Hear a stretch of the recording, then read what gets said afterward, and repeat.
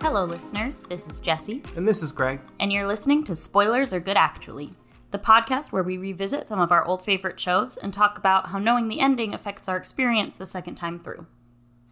Today we're watching Avatar: The Last Airbender, Book 2, Chapter 7, Zuko Alone. There's really two podcasts in one if you think about it. There's the first part, which is the lame podcast, where we just talk about the show right up. I'm sorry. I really tried to be straight-faced with it. We talk about the show up until the episode that we're on. That's Book 2, Chapter 7. We won't talk about anything beyond the current episode, but, everything up until then is fair game. And then, after that, there'll be a quick musical break, and then we get to the cool podcast, which is the spoiler section, where we can talk about anything in Avatar: The Last Airbender, anything related to any offshoots, Legend of Korra, the comics, anything that we might have picked up on or learned about that isn't just watching the show. You don't want to be lame, so stay for the whole thing. And one quick content note. Avatar: The Last Airbender is a kid's show, but this is not a kid's podcast. While we won't be going into any more mature or darker themes than the show itself does, we will be using adult language, so listener, be warned. Cool, so this is going to be packed full of content because that episode was packed full of information. So I feel like we should just not mess around and just get straight into it. Oh, okay, yeah.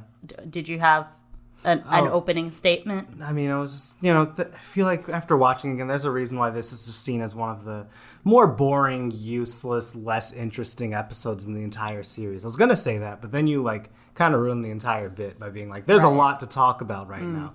So, we're in different mindsets entirely. 10-word summary? Anyway, yeah,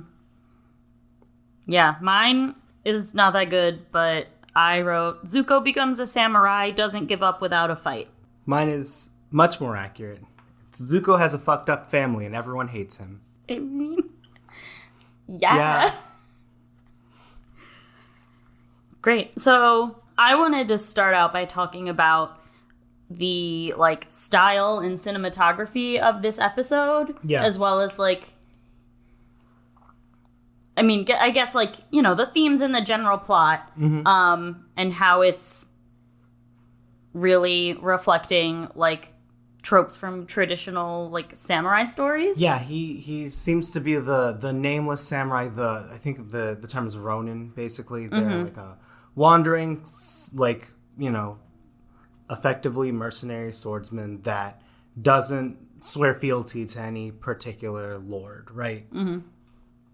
And there's an entire rich culture and history around the cinematography of those kinds of stories. And actually that's where a lot of the stuff for the Jedi and Sith and Star Wars kind of came from also. Right? I immediately, my mind went back to when we watched that Star Wars Visions. Yeah, the first short, one. What's it called? The first one's called The Duel. The Duel. Yeah. Okay, so quick spoiler alert for Star Wars Visions, the Duel, if you haven't watched it. I mean, honestly, you just pause and go watch it and come back. It's 10 minutes long. Yeah, it's really cool. But, you're going to need Disney Plus, but it's But, if you care about being spoiled for that short on Disney Plus, then I'm waving my hand. I don't know what that's supposed to do. Anyway, we watched it, and the first thing I said was that it reminded me of Zuko Alone because Avatar is a framework and touch point for me to compare all other media to all the time. I think you know more about Ronan stories and the tropes than I do, clearly. I don't know all of the details, right? But I know of them. And I know that a big part of it is that you've got this kind of central figure who's a somewhat stoic, kind of introverted person who comes upon a town that for whatever reason is usually being harassed or besieged or whatever by some other group of people that also usually have swords, because you can't have sword fights otherwise, right? And so we have this wandering swordsman type character who has a mysterious past, who doesn't really talk too much about himself often does not give his name to others, right? And like these are all things where you're like, yeah, you're talking about Zuko Alone, we get it, it's Zuko, but like this is also like kind of the main character in the protagonist type character in the duel, who, actual spoiler alert, is a Sith facing the other Sith. Got him. Yeah, I mean, that was one of the things that stuck out to me about the similarity between these two specifically. So I don't think that is really a trope associated with it, but there was kind of a reveal at the end that I saved you, but I'm a bad guy too. Yeah, I mean, there's an element of it where like the Ronin is not an upstanding citizen necessarily. They're not, for often this person has been exiled or like separated from society for various reasons, sometimes legitimate ones, right? Like it could be that this person has actually done terrible things in their past, but there's often a lot of there's also a lot of like, you also see general themes of like atonement and like, bearing the burdens of the world, the hanged man as a person, right? These are all themes that you tend to see. Look at you with your tarot knowledge. Yeah. It's my favorite tarot card, by the way. But yeah, so like it's really cool seeing these kinds of themes popping up again. It's always a very fun, interesting, like kind of rich way to look at individual people and especially journeys of redemption, because that's what we're getting here, right? This is Zuko learning what it's like to be like actually living in with the common people, right? Similar to what he was dealing with Iroh, but now he has no obligation to these people. He's really just passing through, but he's seeing it for himself, by himself, without Iroh telling him what is wrong and what's right and how he should react in these ways. He doesn't have kind of that guilt of seeing his uncle living in poverty and telling him that there's a type of honor to it, right? Right. But Zuko still has a conscience. He still cares about people. I don't know. I really liked how they framed it. They made it like this, lone dusty road. A thing that I thought about was like cowboys, right? Yeah. And again, like these are all following very similar tropes, and they're all like similar styles of like character and framing and things like that. Yeah, it was a very like light on dialogue episode. Yeah. There was a lot of scenes of just like silence or near silence where we just got a little bit of action or just contemplation, setting the mood. Yeah, is really important in this episode. Yeah, because we get the full like first like 90 seconds of the episode, no sound, just like the sound of like wind and the ostrich horse clopping along. Yeah. No. Zuko occasionally grunts, but that doesn't count. Right, like the loudest thing in the first few seconds was Zuko's stomach because he was hungry. Because he's fucking useless. So gotta learn literally just how to survive on his own. Yeah, I mean, like we even saw like Zuko. I very fully assumed that like Zuko offered himself to like just help that man fix his like the shackles on his roof or whatever the hell. But you saw Zuko doesn't know how to use a hammer. No, like no, he does not understand the value of money. No, and it's like, this is enough, right? And he's like, no, I can get you 2 bags of feed, but you can see Zuko's learning. Like he's taking the time to like actually get through these things on his own. A thing that it also reminds me of, and this is a very personal thing, is I lived with my older cousin in like right outside New York. I lived in and around New York for 2 years. And I have been, for those of you that don't know, I'm from Georgia, went to school in Alabama, and I took a master's program at NYU. And so this is kind of like my first time going into the big city, but I was living with my cousin for a little bit. And at one point my cousin had to leave to go like on a job or a project or whatever. And he came back I want to say months to a year later, something like that. And he was like, Greg, the when I first left, you didn't seem to kind of understand what was going on around you or whatever. Because again, I was very much just like out of my element. I was first discovering the city. in those months that I'd been living alone, I got very used to it, and I became much more acclimated to the kind of environment that comes with living in a city, right? Just being used to commuting, understanding like where and when like travel is like generally safe, and like, you know, the kinds of things that you can handle, like, you know, simple things like taking groceries from the grocery store that's close to campus onto the metro all the way home after work or whatever the fuck. Like, these are things I didn't have to deal with or think about for a long time. So I had to ask basic questions when he lived with me. Then I did. Then I was left by myself. I was alone for a while. And then when he came back, he was like, there's a full ass transformation. And I think this is kind of what we're seeing here with Zuko.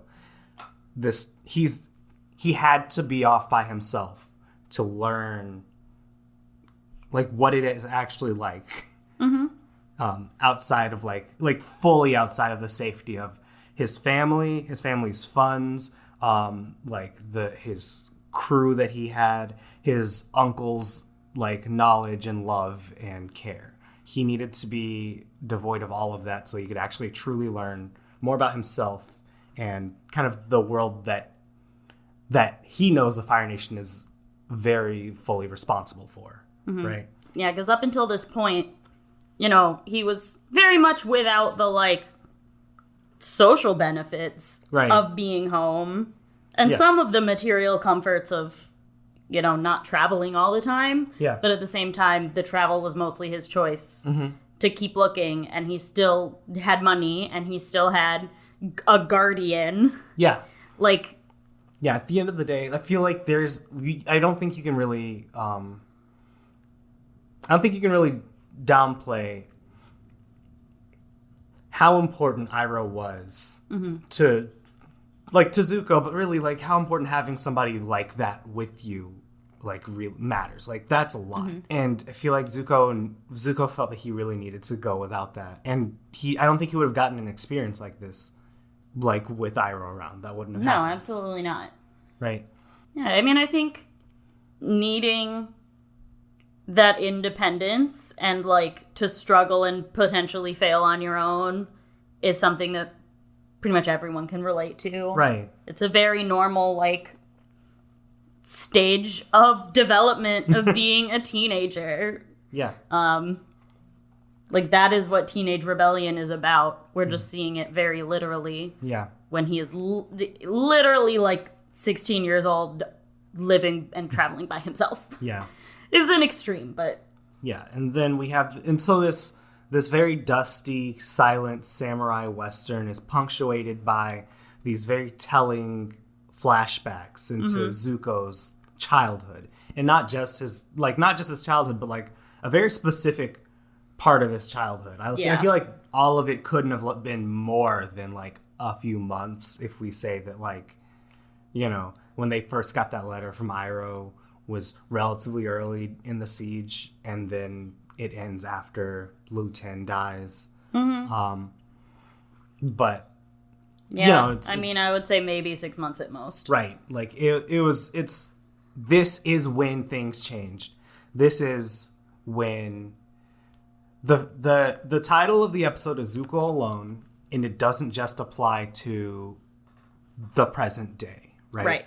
It's like the story of how Zuko was left alone. Yes. So like this is when the last actual person that loved and cared for him, like, you know, before Iroh came back, this is when that person left, right? Yep. Whew, there is so much to unpack from these flashbacks. God, I don't even know where to start. There's big things, there's small things. You can start with Mako. Okay, I was going to say turtleducks. But Mako, let's get that out of the way. They're cute. No, they're cute. That's, like, you know, I mean, that's about it. That's it. They're cute. It's goofy. Like, and everyone She's got a crush. And everyone knew it. Like, Azula knew it. Ty Lee knew it. Zuko's the only one that didn't know it, and it's because Zuko's a dumbass. Like, it's very true. Oblivious. Yeah. That's it. That's all we got for Mako. We can go on to the turtleducks. Yeah, it really didn't develop anything about their actual relationship. Yeah. besides she has a crush on him. But, important detail. Yeah. Turtle ducks. God, I love the turtle ducks. Turtle ducks are the best. God, they're so cute. Hey, Mom, you want to see how Azula feeds the turtle ducks? Throws an entire loaf of bread at its head. That was so telling. Oh, man. I don't know. I really like how I don't know. It's an establishing kind of event and bit of dialogue for both Zuko and Azula and kind of their mother also, right? It shows that, first of all, Azula, we knew this already, but Azula's the kind of person that will chuck entire hunks of bread at a fucking turtle duck. And Zuko, as a child, was the kind of person that would, see it and kind of laugh at it and be like, hey, I can show my mom this. And his mother was like,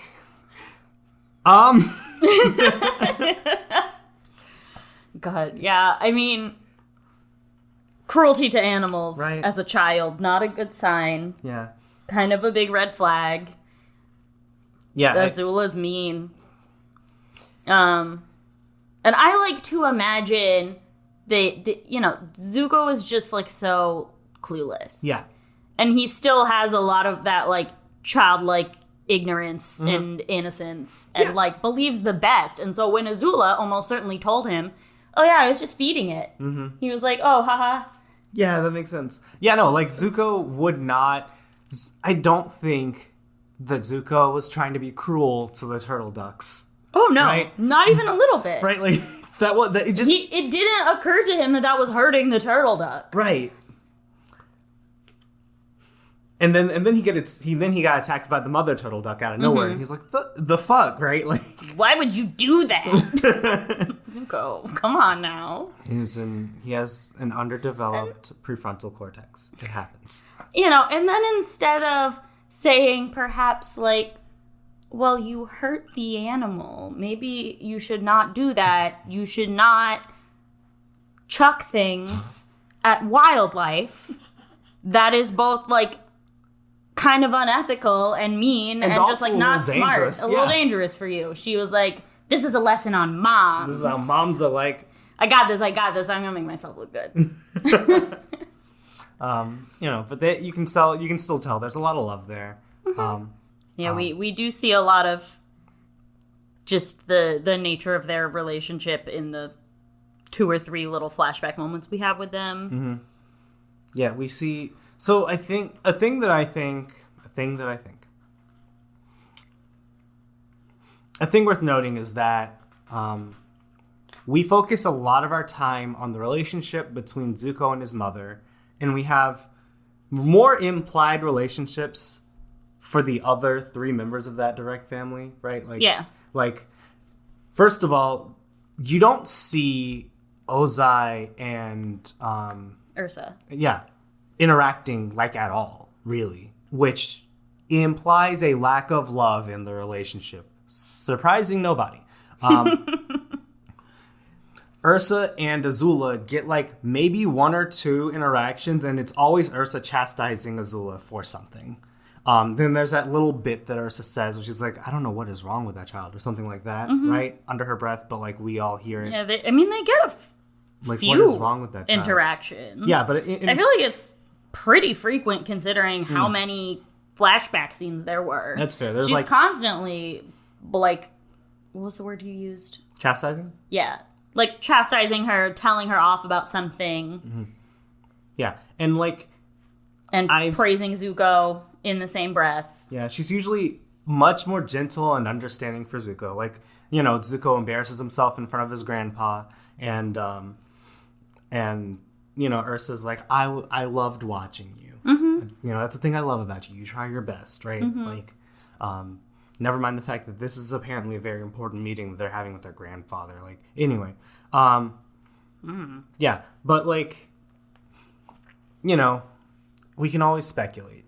But there's very clearly a dynamic of favoritism that both of the children can feel from both of their parents, because the interactions that we get with Azula and Ozai, we also don't get that many interactions between Ozai and Azula, but Ozai does He does that little smile. He does right before he does that the smile, that face. frown, right? And like, there's, you know, he's very clearly saying, "Look at this genius child that I produced," right? Like, never mind that other one. Ignore him. You gotta try more than one. Like, nobody gets it perfect the first time. First pancake. Yeah. Throw it out. First pancake, toss it out. And so, you know, we get that. We get that Zuko knows that his father loves Azula more than him. But we also can figure out that Azula knows that her mother loves Zuko more than her. Yup. Right? And, you know, none of this shit is healthy. That Azula and Zuko are not friends with each other. Azula's always kind of picking on him. She's always,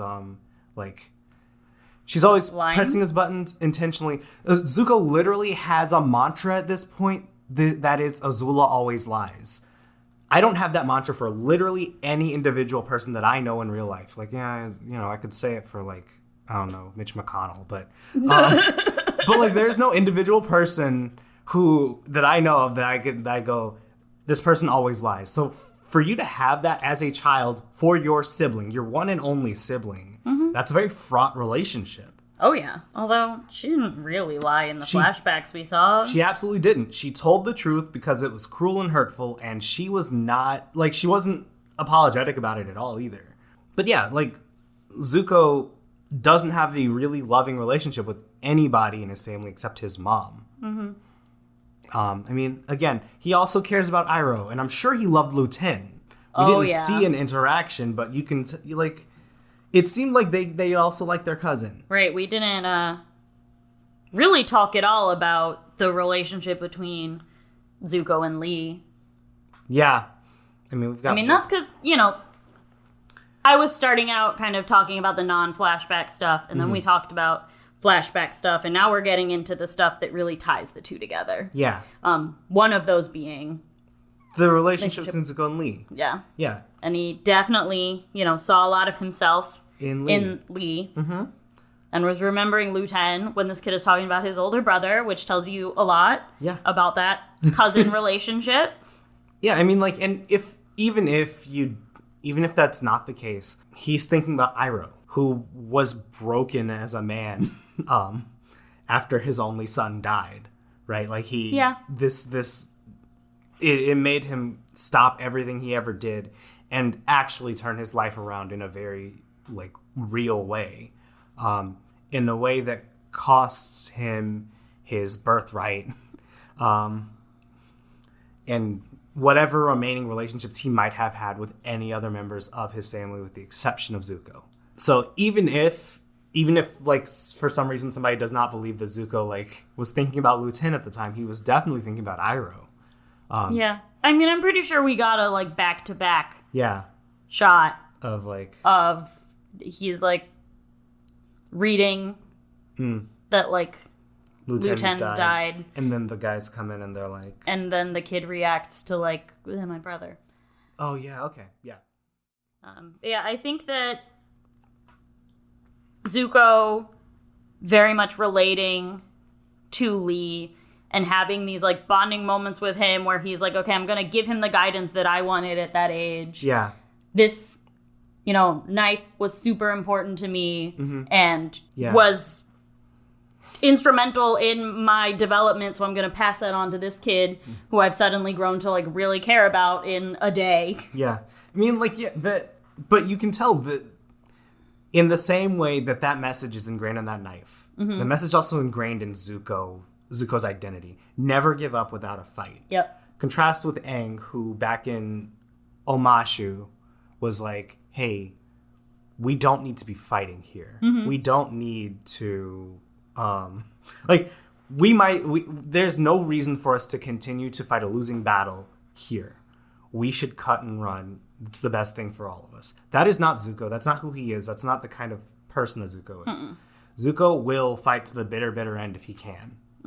Right. So where I was going with that Keep going. Was this relationship that he developed with Lee, and then subsequently seeing how terrified and, like, angry and betrayed this kid was when he found out who Zuko really was. Like, that, I don't know, that reaction and that, like, building of trust and care only to have it, like, ripped apart by him just, like, being honest about himself. I think that is a really big stepping stone for Zuko to start to really feel the impact that the Fire Nation has had on the world. Yeah. I think Zuko is the type of person who needs to really feel things on a personal level in order to truly, like, empathize. Yeah. I do want to talk more about that moment when he declared who he was. But I also wanted to talk about, like, you know, that kid and him saying, I hate you, right? Like, Zuko sees himself in this child.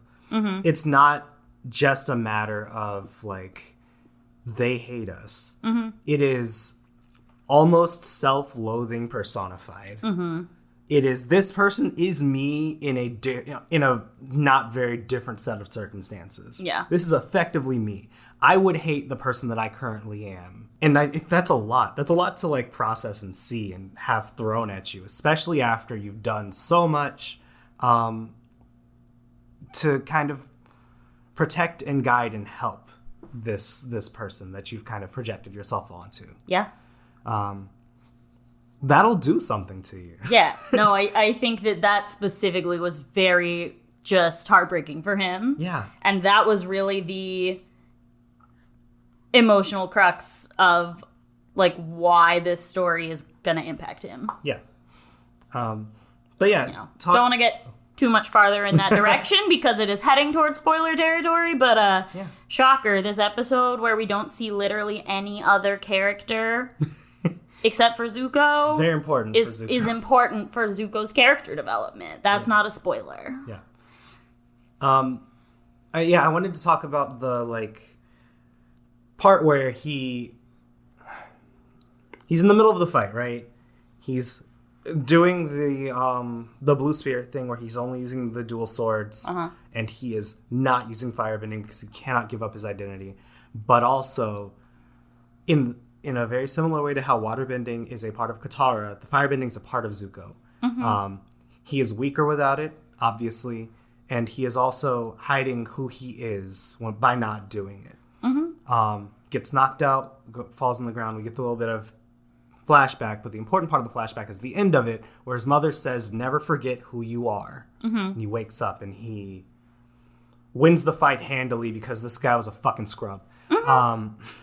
It just turns out sword is not a great defense weapon against boulders. Yeah. Just, he didn't have, if he could have, like, traded for, like, one of those hammers, he probably would have been fine. Oh my god, yeah, if he had the hammers, he wouldn't have needed to firebend at all. Yeah, he's like, you know, my name is Zuko. Cool weapon, by the way. We talked about this while we were watching it. Like, that is a fun, interesting weapon for an earthbender to have. Giant hammers. This is, like, the perfect fucking weapon for an earthbender. Yeah. You know, I'm Zuko, Crown Prince of the Fire Nation, son of Ozai and Ursa. This is him declaring his identity and his birthright, right? Like, he says, like, I am heir to the throne. He's still exiled. He has still been, you know, old man was very quick to point that out. Like, he has been disgraced by his nation. He's been, like, exiled. He was burned by his father. In spite of all of that, he still is all of these things. He is that full list of titles and names. You know, it doesn't change that he's Crown Prince of the Fire Nation. It doesn't change that he sees himself as an heir to the throne, regardless of what his fucking father says, right? Yeah. I mean, I have a lot to say about that scene, but mostly in the spoiler section. Yeah. So I don't... Yeah. Okay. I don't know. I mean, like, that's the main thing. Like, I it felt like up until then he has intentionally been hiding who he is, and I feel like there's an element of him really wanting to tell people, don't you know who I am? Like, you know, we don't actually get him acting in that way at all, but he does announce it to the world, and it's no small thing for him to do that. this is, I think, the last thing I have in the non-spoiler section. Wait, two things. Really quickly, we kind of saw every bit of Ozai's face, but not the whole thing. Yeah. Just, we've talked before about how we slowly reveal him as a character and get more and more. And at this point, we saw pretty much everything but his eyes in different iterations. Yeah. We saw Zulon's entire face real quick, because he does not matter. No, he doesn't matter. He's dead. But yeah, the last thing was just, I don't know, can't point out how much, like, really serious exposition happened in those flashbacks. Yeah. Because up until this point, it was not clear, like, I don't know what all happened with their family. And I think there was, like, hints when Iroh's talking about how he was supposed to be Fire Lord. Mm-hmm. But this, they gave us the whole story. Yeah. It was, I mean, like, they gave it to us without telling us everything, right? Like, Azula says, Dad's going to kill you. Mm-hmm. And Zuko goes, Azula always lies, right?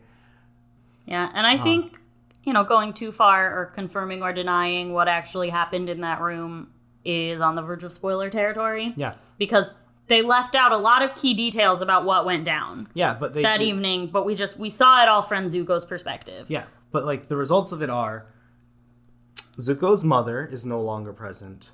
Mm-hmm. Azulan is dead. Yep. And with Azulan's dying breath, he declared that he wanted Ozai to be the Fire Lord. Allegedly. Right. But yeah, that was the last kind of non-spoiler thing that I had to say. Oh, wait, no.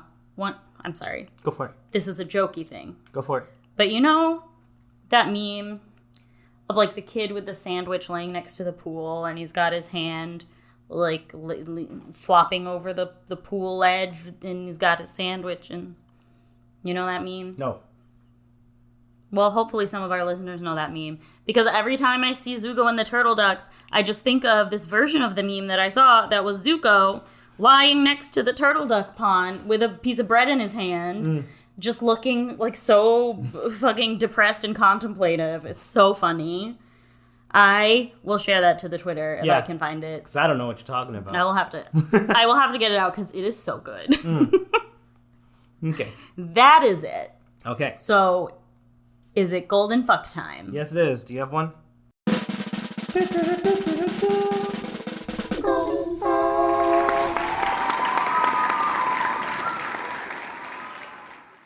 I do. I have one. Okay, cool. It's mediocre, but I think we should give it to Baby Zuko when he's trying to demonstrate his shitty firebending to his grandpa and he falls on his ass. Probably... Well, now I'm trying to decide if it would be funnier for him to say fuck the first or second time that he falls. Probably the first time. I've got no opinions on it. It's fine. Anyway, that's, a perfectly acceptable place for a fuck. It would be funny. Kids saying fuck is hilarious, so give me, like, what is this gotta be, like... Children saying 8-9-year-old Zuko? Mm-hmm. Yeah. Saying the fuck word. Amazing.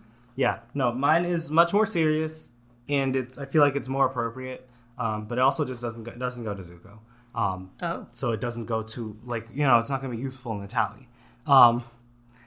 When the bully soldiers come up to, like, the like family, right? Mm-hmm. And they're like, yeah, we came to let you know that your son got captured by the Fire Nation. You heard what they do to him?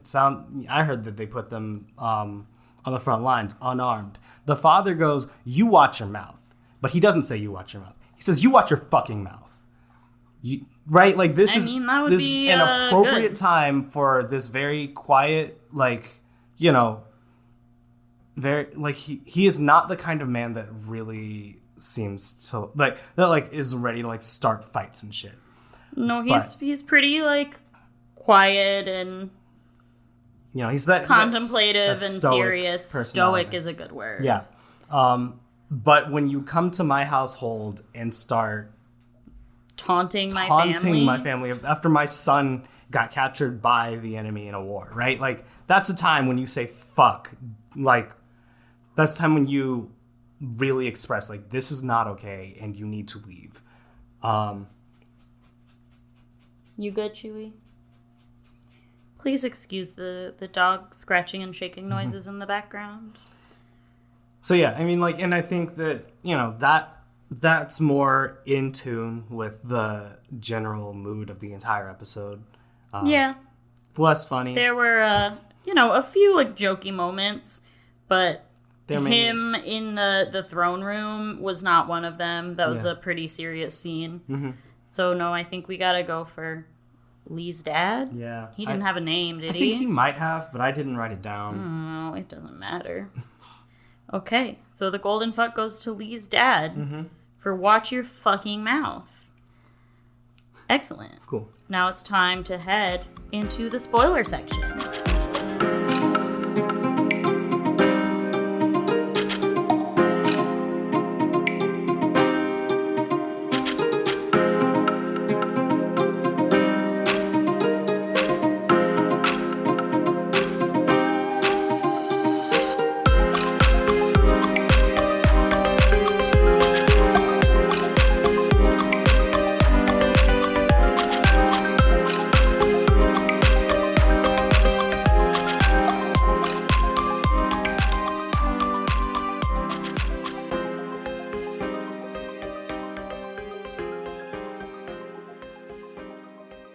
Before we get into spoilers, I did want to make one quick announcement. Another zine that I'm in is available for pre-orders now. This one, honestly pretty relevant to this episode, it's called the Fire Nation Recovery zine from the Ashes, and I have done some spot art in that one. I will leave a link in the description if you guys want to go check it out. Highly recommend. There's some really incredible artists in this one. Excellent. I think a cool thing about this is that we've talked about how Zuko sees himself in this child named Lee, right? And Zuko in this episode does not go by a name until he announces himself. But moving forward, he goes by Lee. Yep. Right? Like, we're not being subtle here. Yeah. I mean, I can't remember if he gives himself that name or if Iroh calls him that. You might be right. It might be Iroh that did it. Hold on. Wait, no. He did that when they visited Song. Right. Mushi and Lee. Oh, right. He did call him Lee. Yeah. There's a million Lees. Yeah, it's a running joke that, there's a lot of Lees. Mm-hmm. And that's why Lee is a good name for a cover, honestly. But, no, the fact that this kid's name is Lee and then Zuko goes by Lee when he's in hiding in the Earth Kingdom, continues to go by Lee. I think he could choose to not afterwards. I think that scene of, his mother telling him never forget who you are is so important. That is pivotal in Zuko's character and his growth and his arc and his sense of self. And I think I had a slightly different interpretation of, really what he was doing in this episode that is influenced by spoilers, right? Because I know more about him and where he goes and kind of how this term for him, this mantra, develops over time, right? It's, in hindsight, it feels more like a lateral move for him to, think, never forget who you are, and then he goes out with, titles. Yeah. Because that is just one interpretation of what it, quote-unquote, who you are means. Yeah. Right? Because that could be your lineage, like he said, or his title, or his country. Could be his, place in his family, biological or found. But it can also be, again, his innate sense of self, which is not something that he has developed very well at all at this point. And his core values. Excuse me. Yeah, and his core values are another interpretation of what it means to, I don't know, be, quote, who you are. Yeah. I think that the Zuko in this episode has an answer for who are you. Right? And that was it. We heard it. He said it. the Zuko at the end of the series is a very different answer to that question. Yes. Right? And so what we're getting here is his announcement to the world of, this is who I am. Mm-hmm. And anybody watching the second time through says, technically true, but that's not who you actually are. Mm-hmm. Right? You're more than just the son of Ursa and Ozai. Ursa left you. Ozai did worse. Yeah. You're more than just the crown prince of the Fire Nation. Right? You are the savior of the Fire Nation.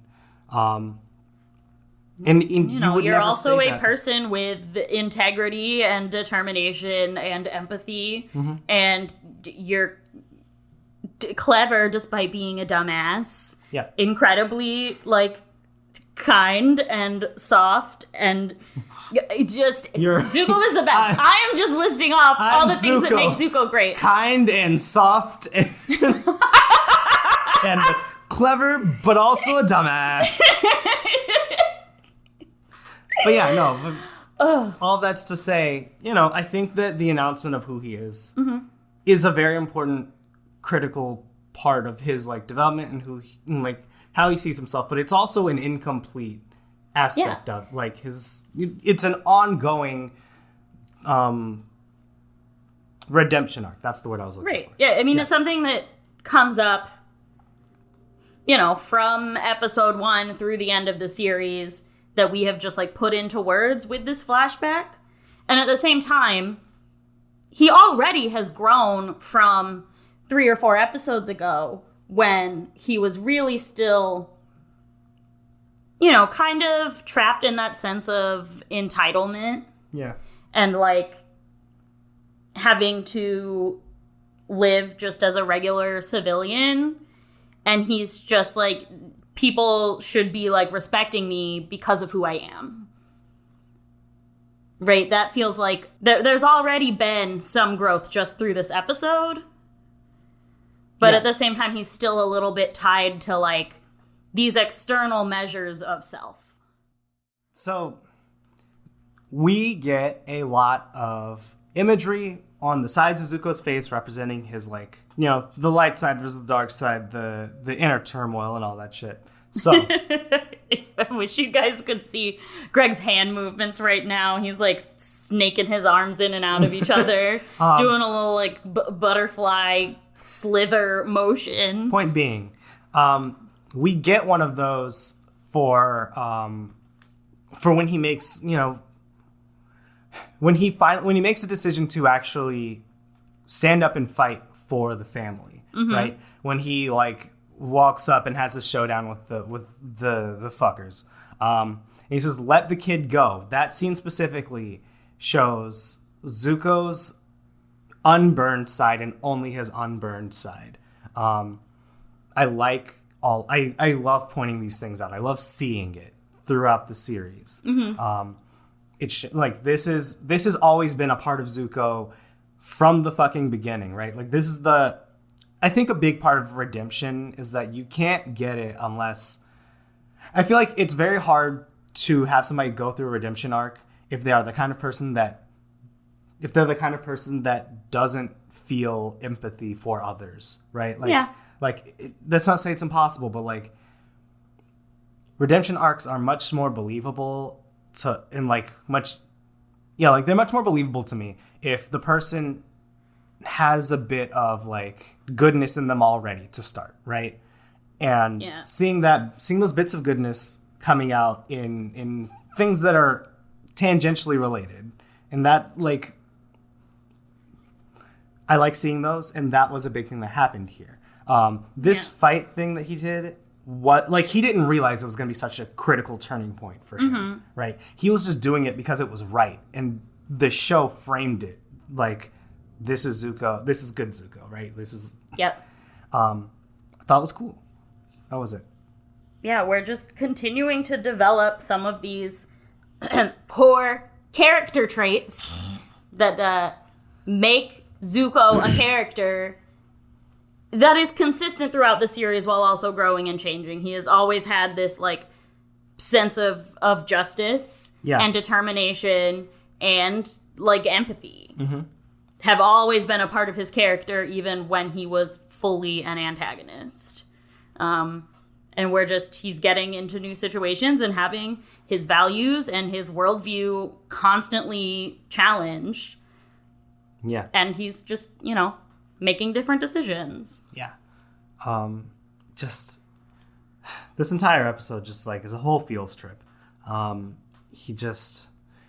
Whenever I see the end of this episode and like, he's like, I want you to have this. He says, no, I hate you. And they leave. Mm-hmm. I always remember when Zuko eventually talks to his father when he like says he's leaving, right? And he's like, they hate us and we deserve it. Right? Yeah. Like, that he's thinking about this specifically when he says that. Absolutely. Right?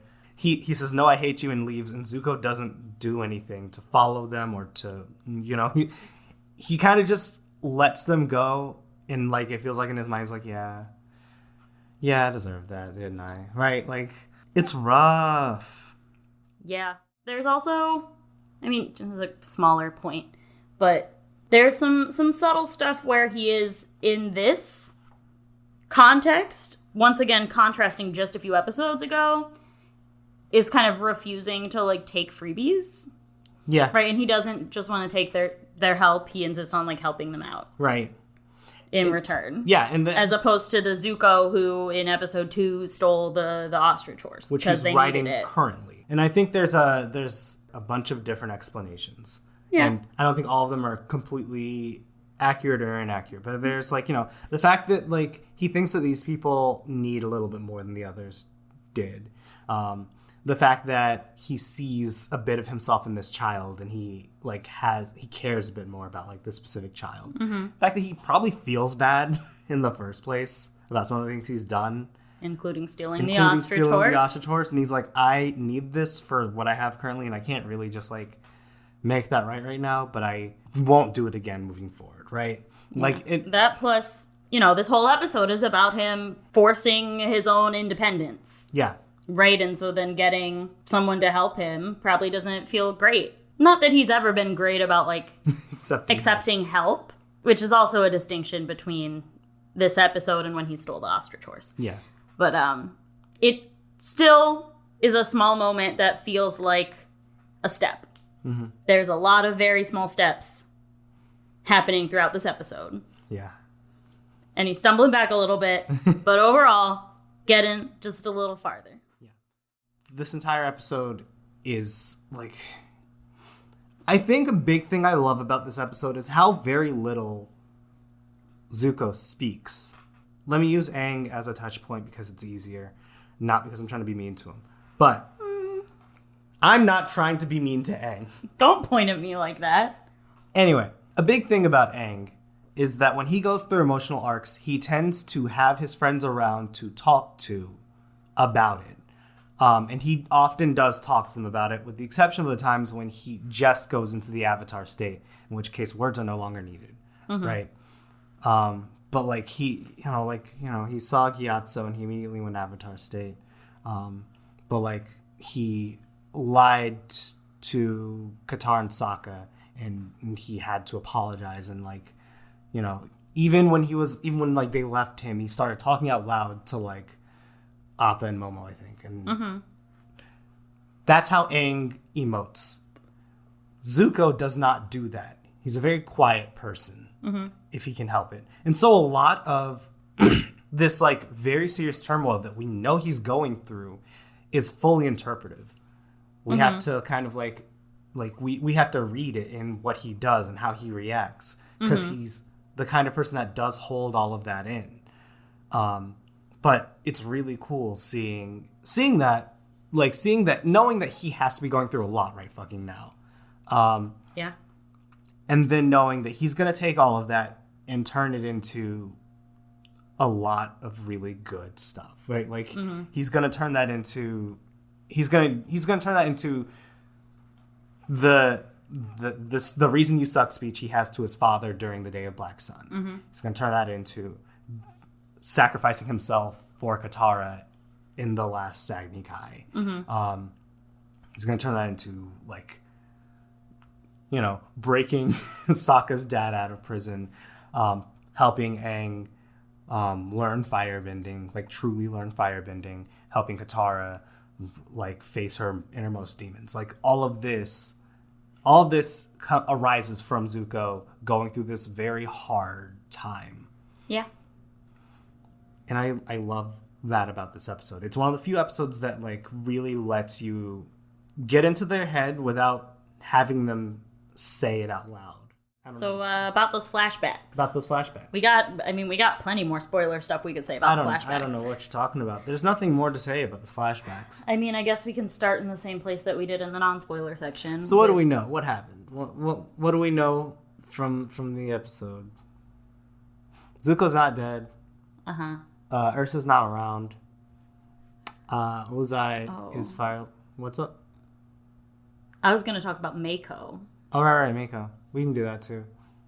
You were going to get into like real analysis and talking about the plot, and I was like, ships. Do you want to play the Zutara jingle? Absolutely. Right, you know this is where I'm going with this. I'm not subtle. Let's let future Jesse play the Zutara jingle here. And now, time for your regularly scheduled Zutara. Zutara.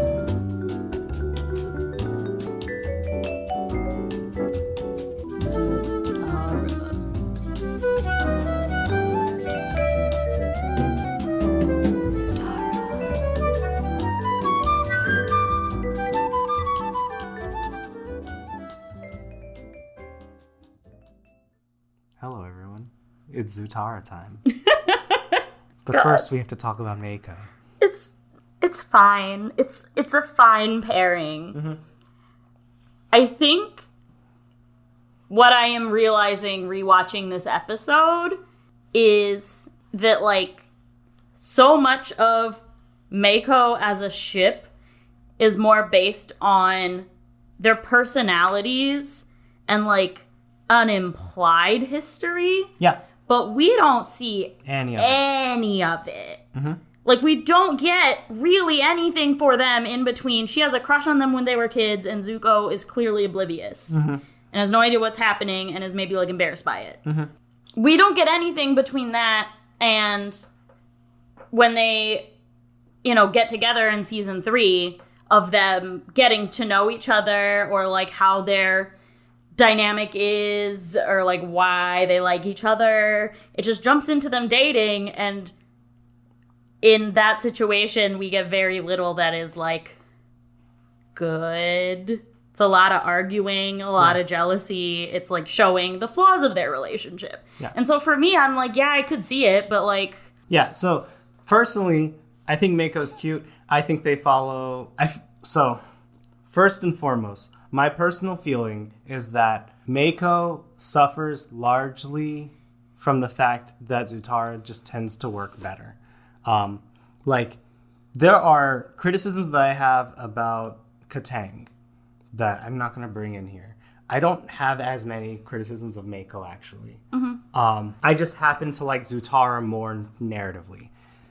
But, like, there is an implied story, and it's a cute one, right? Mm-hmm. Where May had a crush on Zuko way back when. At some point, we don't know when, probably around the time they hit puberty, Zuko started to return those feelings, right?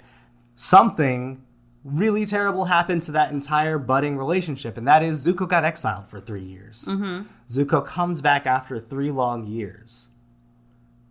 They rekindle that relationship, and it becomes a full-ass relationship, and we're back in. Like, and it's a cute story. We have the, like, general bones of it. We just don't see the bits. We don't see the good parts. We don't see the parts that would become Taylor Swift songs.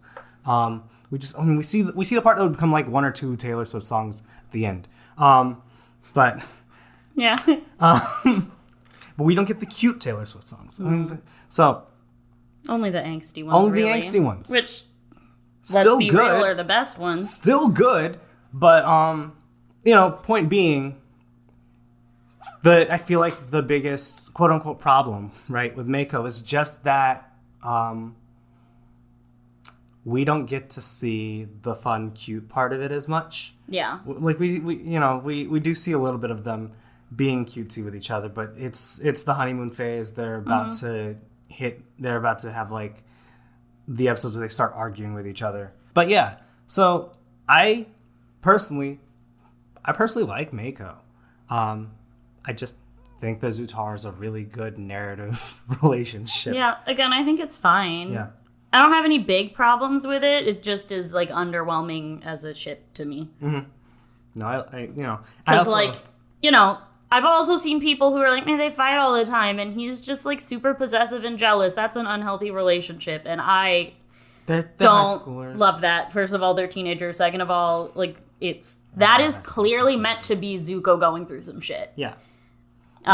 They're teenagers. But there's also, you know, some examples of May not quite getting it, but like she needs to get a chance to like learn too. But yeah.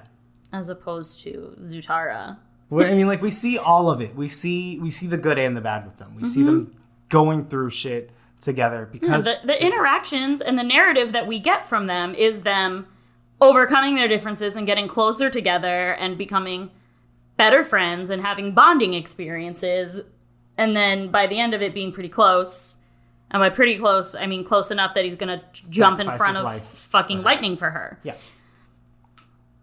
And I don't know, I've just realized about myself that I don't love reading, like, modern AU fanfics. Mm. Because if you don't have the events of season 3, I am not as attached to, like, this pairing. That's true. You know what I mean? Yeah, there's not much to go off of if we don't have season 3 of Mako. Like, because if that's the case, I feel like there is maybe one like offhand remark that like Ty Lee makes to May. She's like, Zuko is going to be there, and we see May blush, and I think that's it. And we have this little flashback where May clearly has a crush on Zuko, but we don't see much else. We just don't get that many interactions because Zuko's busy being hunted down by the Fire Nation. That happens to include May. Yeah, I mean, I was talking about Zutara. Oh, what? Oh.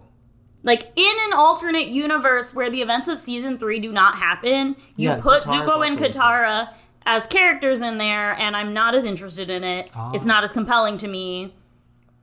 Yeah, I just thought you were talking about Mako. Like, a lot of people criticize Zutara because they're like, there's no development. They hate each other into, like, the last 3 episodes.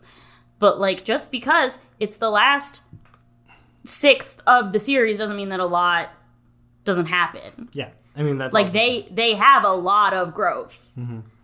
And you have a lot of, like, history and emotions and interactions to really work with. Yeah, I mean... Whereas with, like you said, with Mako, we skipped pretty much all of it. Yeah.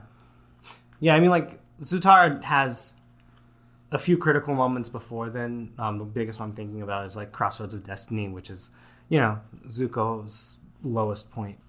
But, like, we need... Well, that's where a lot of the fics start. We need more. Sorry. We need more. I mean, yeah. Anyway. For some reason, in my head, these flashbacks included more Mako. In my memory. I was like, yeah, people like it because they, like, liked each other as kids. And, like, we know that about them. And they were really cute together.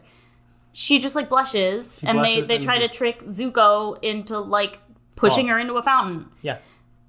Successfully, by the way. They do actually do that. They don't try. They do it. Mm-hmm. And when I was thinking about that, I realized, like, oh yeah, that's a lot of why I don't like that ship nearly as much. So now that we've spent 10 minutes on Zutara in an episode where Katara was not present, yeah. Other stuff in the flashbacks. Zuko's mom murdered the Fire Lord. Yep. I mean, we all knew this. Hundo P. So, like, the thing that gets me, the thing that I'm so fuzzy on is the, it's not the murder part, but the birthright part. Mm-hmm. I think that Zuko's mom, I think that Ursa also handled that when she, like, left or whatever the fuck. But, like, I can poison a dude. That doesn't mean that he's changing his will. Right. So like, I'm sorry, I just have a funny version of it in my mind where, like, Azulon, like, drinks from his goblet and dies. And then, like, Ozai's like, he's dead. Luckily, I heard the last words. I mean, that's almost certainly what happened. I don't think he changed his mind at all. Okay, yeah. I think they are completely full of shit. And there's just, like, other fucking nationalist assholes who want Ozai to be in charge. So, like... Who allow him to do that. And they're just in public announcing, like, no, his dad wanted it. It's fine, we promise. Yeah. Okay. Yeah, because, like, in my mind, I was like, maybe one of, like... You know, the poison was special and whatever. And I was like, maybe it, like, caused him to say this thing at the last second. I can believe that was also a thing. That's out of it. Also more mystical and shit. Mm-hmm. But, you know, the reason why Zuko's mom... I keep saying Zuko's mom. Her name's Ursa. I can just say Ursa. Mm-hmm. The reason why... Mama Bear, literally. Mm-hmm. The reason why Ursa Firelord leaves is because... What? Ozai Firelord? Ursa Firelord. Sure. Don't you mean the Fire Mrs. Lady. Ozai Firelord? The first Fire Lady. The reason why Ursa leaves is because, you know, and this is reasonable to a degree. Like, Ozai's like, okay, well, you did just poison the sovereign of the nation. Mm-hmm. I am now that guy. I can't have you potentially doing that to me. So you gotta go. And yes, she like did this in exchange for Zuko's life. And like, you know, we don't feel bad about Azulon. That man literally was like, I'm gonna kill my grandson to teach my second son a lesson. Yeah, so like, fuck that guy too. Honestly, bad fucking mom alert in all of this, if I'm being honest. We're just gonna blame the mom. Why did she leave her children there? Why did you leave your children in that situation? Like, you know, there's a lot of...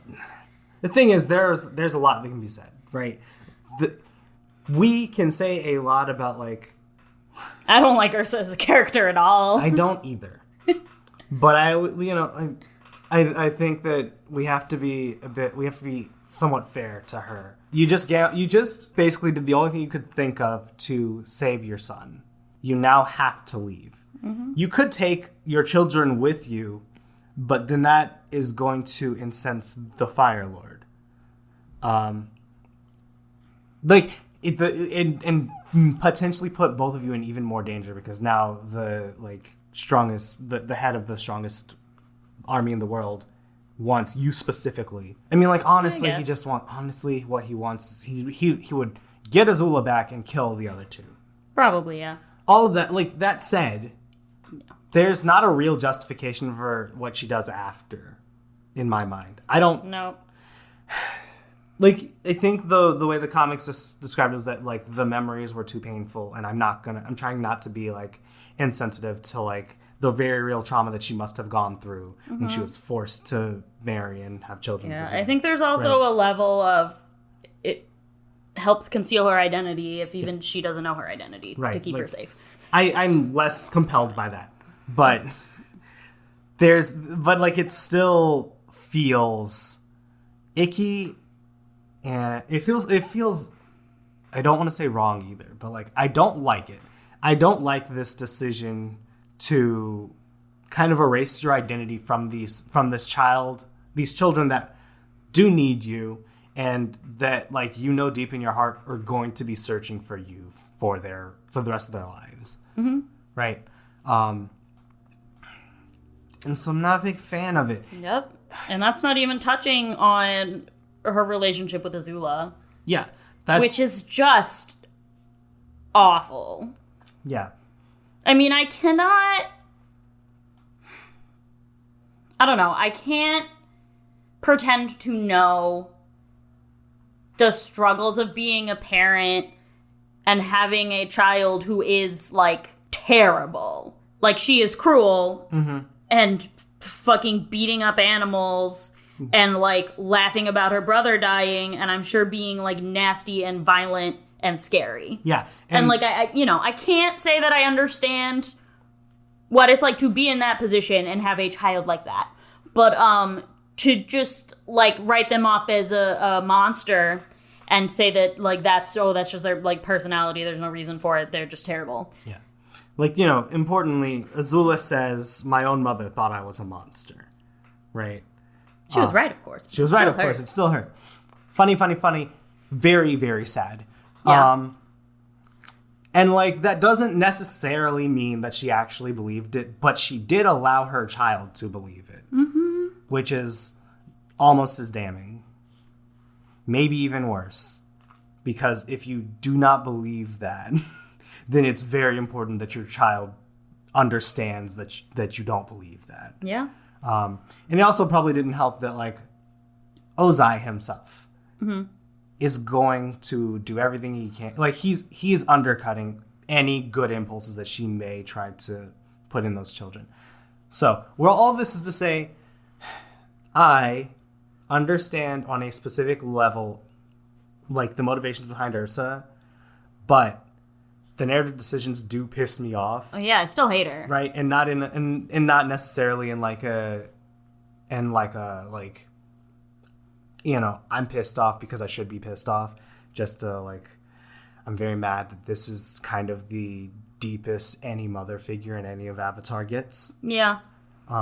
She's also just generally portrayed pretty well. Yeah, she's... I mean, mostly because we see and hear about her through Zuko's perspective, right? But it's not challenged all that much. Mm-hmm. And it should be. I don't want to get too into Azula as a character because this episode wasn't about her, but it's pretty related to this discussion of just... I love Azula. I think Azula should have also gotten a redemption arc. I think she deserved it. And I think she was perfectly capable of it. And I don't really love the messaging of her being, like, you know, mentally unstable, and that makes her, like, evil. And she never recovers from it. She's an incredibly traumatized teenager who was left alone with Fire Lord Ozai for 3 years, basically alone with him for a couple years before that. Yeah. And it's just like, what do you expect from her as a literal, like, fucking preteen in this situation? Yeah, I think... I don't think that she is treated particularly fairly, again, especially in the comics. I think that... Like, I can see a way to continue to make Azula continue to be a, like, cruel, mean individual. I can see a way for us to go, and I don't, you know, I'm not condoning this kind of messaging, but I can see it being a thing where they're like, sometimes people are just cruel. Sometimes people are just terrible. Mm-hmm. Sometimes, despite our best efforts, they are just horrible people through and through. Here's an example, and they show us Azula, whatever. I don't think they did it well by giving her, like, kind of a mental illness and attaching it to that. Mm-hmm. And I also think that we are missing out on a lot of very rich storytelling possibilities by not exploring the impact that Ozai had on her. Mm-hmm. The impact that being the prodigal child of the Fire Lord and having your, like, being able to grab your birthright by the reins in the same way that your father, who you to some degree adore, but probably to other degrees are, like, scared of and in awe of, right? Like, whatever those feelings are towards her father, which we don't know very well, which is a shame. We should know those better. Yeah. I think we would have had a lot of really, really rich storytelling possibilities if we explored it a little bit more. I'm saying all of this, but I also want to add the caveat that I have not fully read the comics. It is possible they did explore it more, but I have read, like, whatever summaries I can, and I didn't pick up on, like, I didn't pick up on the kind of storytelling that I'm thinking about in those summaries, right? Like, I mean, we get some more Azula in The Search, and she's mostly just still kind of crazy, and we do explore, like, her anger towards her mother, obviously. Right. But then she just, like, she escapes, and she's out here, like, doing evil shit, running the, like, new Ozai Society or whatever. I've heard a couple, like, galaxy brain theories where she's, like, secretly, like, setting up, like, challenges and opportunities for Zuko to, like, help him grow. weird. Sure, I think that they just got lazy and were like, we need a villain, Azula. Yeah. There's just a lot of opportunity to, like if we wanted to give Azula a redemption arc, we could. We could also give her a failed redemption arc where like she goes nearly all of the way. We hit like the effectively Crossroads of Destiny thing, but she just stays on the other side. Mm-hmm. Like, I don't know. There are just so many different things that we can do, and I feel like they kind of stagnated her character in a way that they didn't need to. But yeah, that's Azula. We might talk about it some more, but like I feel like that's as much. We've already gone a little deeper than we needed to based on this episode. But we can talk a little bit about Iroh. Just like, I think we've talked a lot already in the spoiler section in our past episodes about Iroh's backstory. Mm-hmm. And this is where we're starting to see it. And I just we get this tiny glimpse of who he was before Lu Ten died. Yeah. And before the major character turn for him. Yeah. And it's really unsettling. Right? Like I gotta say, having him laugh about burning Ba Sing Se to the ground does not sit well with me. I don't like that. I think the thing about it was that you saw so much of the Iroh we know in him. Yep. Right? Because he was this land is a marvel, right? Like he even then he was the kind of person that would see the Great Walls of Ba Sing Se and know already this is something amazing. This isn't just a thing that I'm going to conquer. This is a thing that I am respecting and acknowledging, but also I'm burning this shit down and it's gonna be awesome, right? And it's in that second part is the unsettling bit of it. Yeah, where it's they're still describing him as being kooky and soft and tea loving and all that, and yet here he is pushing for 300 fucking days at Ba Sing Se. Mm-hmm. Yeah, and he broke through the walls and made a general surrender. Mm-hmm. He's gotten very far here already, and he doesn't seem to show the empathy towards not the Fire Nation, right? You can tell that he is the kind of person that still would care very much in the exact same way that we know about him for any person that's on his side, for anybody that's in his family. Yeah, I think he's still probably, even in this flashback, on a personal, individual level, is going to care about anyone. That's fair. Right, because we know he learned things from the waterbenders probably before this flashback, with the lightning redirecting. Yeah. So he's always kind of been like that, but at this point, he is so compartmentalized that just he is so far removed as the general from all of this fighting and the war. He does not seem to take it very seriously or understand or want to admit the repercussions of what he's doing.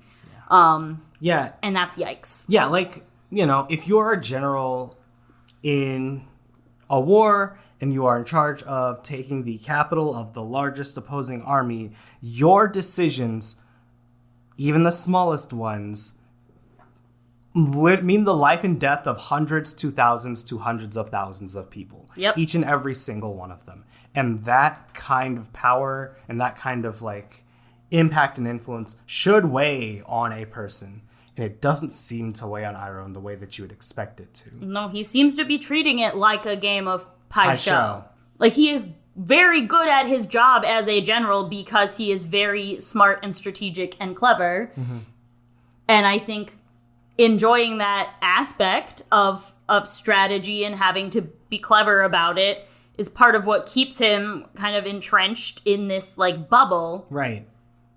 And the only thing that can break through that is having the most important person in his life. Die.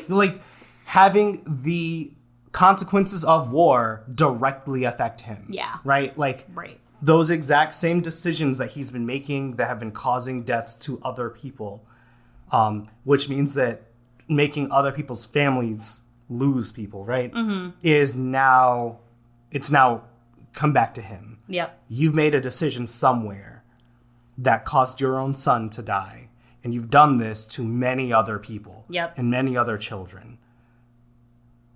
And I mean, like, Iroh, like, you know, at that point, Iroh says, I can't do this anymore. I'm leaving. Like, he ends the siege, makes the Fire Nation lose that battle, which was another decision that most likely cost many, many lives. And it was probably the last such decision he made until he helped liberate Ba Sing Se. Right? Like, yeah. It also does, you know, now that you phrase it like that, put some perspective on his attitude so far in the series. Of just, like, he's not making decisions. He's not telling Zuko what to do. He's not trying to influence anyone to do anything. Yeah. And maybe part of that is, like, if something bad happens, he does not want that blame to be on him. Right. He doesn't want that to be on his own conscience. Like, He doesn't, like, because and I know you didn't mean it this way, but the way you said it made it sound like he's worried about other people blaming him. And I know, right? Like, that's not it. Like, he doesn't want that to weigh on his own conscience. He doesn't want to blame himself. Yes, that's definitely what I meant. Yeah. And I think that's a big part of it. That's why he only interferes in certain places, because he is not the kind of person that wants to make that kind of decision for that many people. He doesn't want to do that for his own son. And I mean, we get a, like, 15-second glimpse into what that, like, Iroh backstory series would be like. And on one hand, it is just as, like, fucking fascinating as I think it would be, but it also has me doubting myself of, like, do I really want to sit through that? Like, I'm very uncomfortable just from him making, like, one line. Yeah. In his dark Iroh days. Yeah. I need to find somebody that can help me out with this, because I can't write. I can't write, but if I can get somebody who can do it, I can give you guys the broad strokes, and we can work out. It's basically a redemption arc, but for Iroh, and it ends on Iroh going with Zuko. It's so good. It's so good. Yep. All right, so that's all we have today for Book 2, Chapter 7, Zuko Alone. We hope you'll join us next week when we talk about Book 2, Chapter 8, The Chase. Until then, you can find us on Twitter at SpoilersAreGood. Potentially, hopefully, that great meme will be on there soon. Mm. We also have an email if you want to contact us that way, spoilersaregoodpodcast@gmail.com. And we do also have a coffee account if you, wanted to give a little tip jar. We'd appreciate it. And if you are liking this podcast, please, if you could, go ahead and leave us a review or a like on whatever podcast listening site you use. That really does help with visibility of the podcast, and we super appreciate it. Yep. Until then, just because it's spoiled doesn't mean it's rotten. You cool kids. What? What? They're cool because they listen to the cool kids. They listen to the spoiler section. Oh, I see. Bye.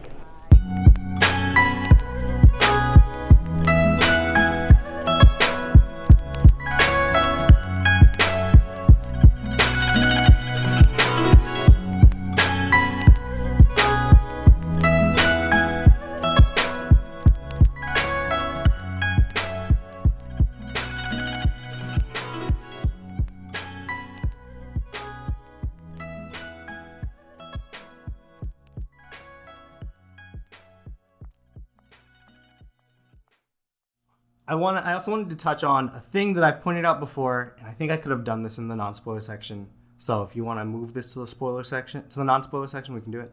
But it's long enough without it. You can just I know. You want to lean into the mic and say that a little louder? Okay.